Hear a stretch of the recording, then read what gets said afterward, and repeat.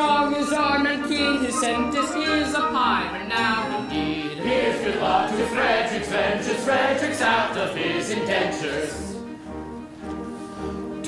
22 now he's rising, and the Lord he's fit to fly, which will bent on signalizing with unusual revelry. Here's good luck to Frederick's ventures, Frederick's out of his indentures. For aboard the pirate ship, fill the pirate glass, and to make us more than merry, let the pirate bumper fly. Hurrah!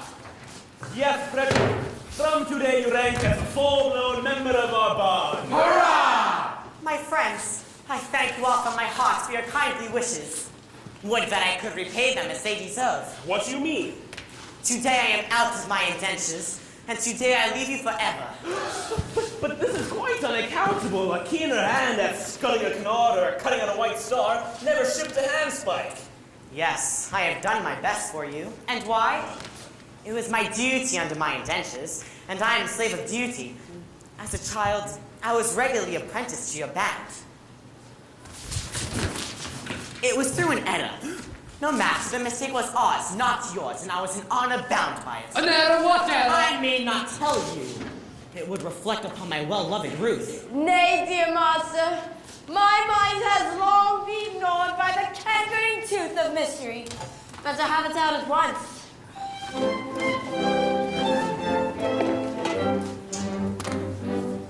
When Frederick was a little lad, he proved so brave and daring. His father thought he'd prentice him to some cutter's seafaring. I was, alas, his nursery maid, and so it fell to my lot to take and find the promising boy apprentice to a pilot. But we're pirates. I don't get it. A life not bad for a hearty lad, though surely not a high lot. Though I'm a nurse, you might do worse than make your boy a pilot.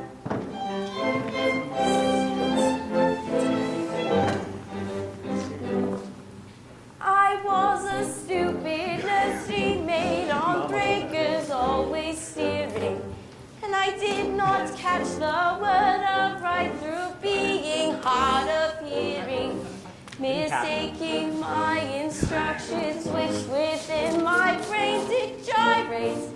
I took and bound the promising boy apprentice to a pirate. Oh.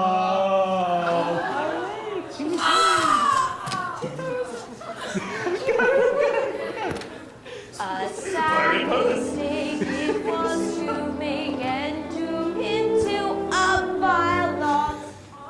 I built him to a pirate view instead of to a pilot.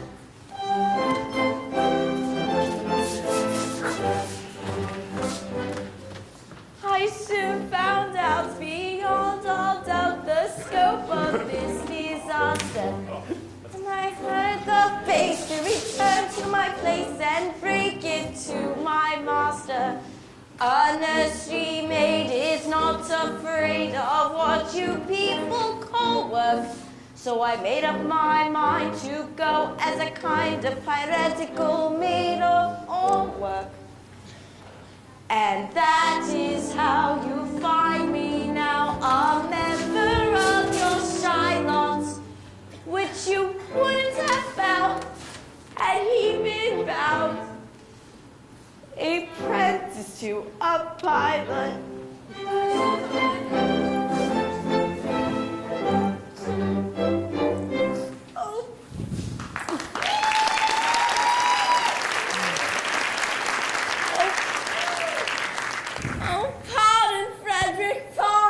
Rise, sweet one. I have long pardoned you. Those two words were so much alike. They were. They still are, though years have rolled over their heads. But this afternoon my obligation ceases. Individually, I love you all with affection unspeakable. Aww.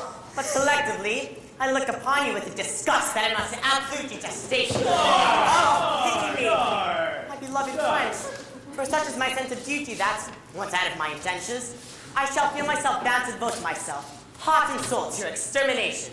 Poor lad, poor lad. Well, Frederick, if you conscientiously feel it is your duty to destroy us, we cannot blame you for acting on that conviction. Always act in accordance with the dictates of your conscience, my boy, and chance the consequences. Besides, we can offer you but little temptation to remain with us. We don't seem to make piracy pay. I'm sure I don't know why, but we don't. I know why, but alas, I mustn't tell you. It wouldn't be right. Why not, my boy? It's only 11:30, and you're one of us until the clock strikes 12. True, but until then you're bound to protect our interests. Well then, it is my duty as a pirate to tell you that you are too tender-hearted. For instance, you make point of never attacking a weaker party than yourselves. And when you attack a stronger party, you invariably get thrashed. There is some truth in that. Then again, you make point of never molesting an orphan. Of course, we are orphans ourselves and know what it is. Yes, but it is got about. And what is the consequence? Everyone we capture says he's an orphan. The last 3 ships we took proved to be manned entirely by orphans, and so we had to let them go. One would think that Great Britain's mercantile navy was recruited solely from orphan asylums, which we know is not the case. But hang it all, you wouldn't have us absolutely merciless. That's my difficulty. Until 12 o'clock I would. After 12 I wouldn't. Was ever a man placed in so delicate a situation? And Ruth? Your own Ruth, who you love so well? And whom has won her middle-aged prey to your boyish heart? What is to become of her? Oh, he will take you with him. Oh. Well, Ruth, I feel some difficulty about you. It is true that I admire you very much, but I have constantly been at sea since I was 8 years old, and yours is the only woman's face I have seen during that time. I think it is a sweet face. Oh, it is. It is. I say I think it is.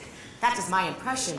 But as I have never had an opportunity of comparing you with other women, it is just possible I may be mistaken. True.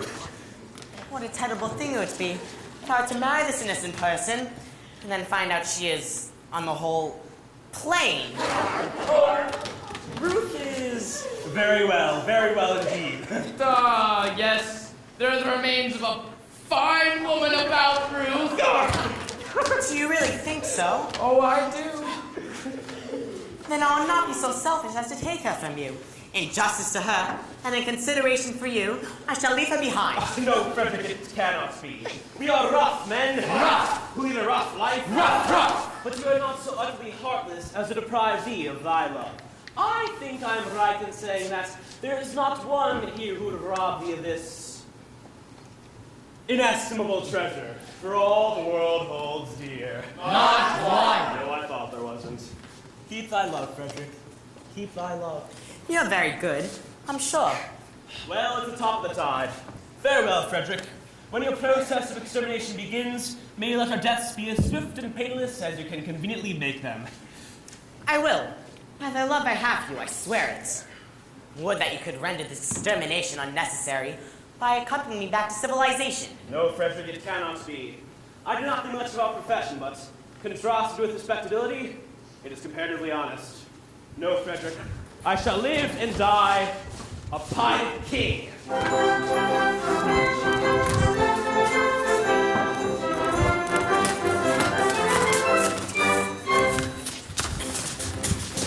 Oh, better far to live and die under the brave black flag I fly than play a sanctimonious part, the pirate dead and a pirate art. Away to the cheating world go you,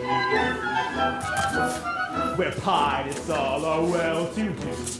But I'll be true to the song I sing, and live and die a pirate king.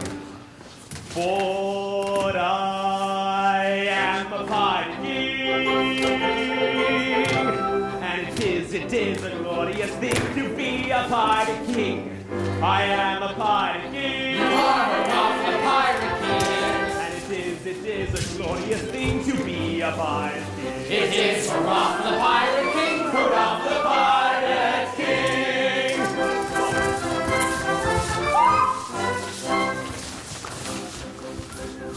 When I sally forth to seek my prey, I help myself in a royal way. I seek a few more ships, it's true, than a well-bred monarch ought to do. But many a king on a first-class road, if he wants to call his crown his own, must manage somehow to get through more dirty work than e'er I do. For I am a pirate king, and it is a glorious thing to be a pirate king. I am a pirate king. It is a glorious thing to be a pirate king. It is for Ruff the Pirate King, for Ruff the Pirate King. Go!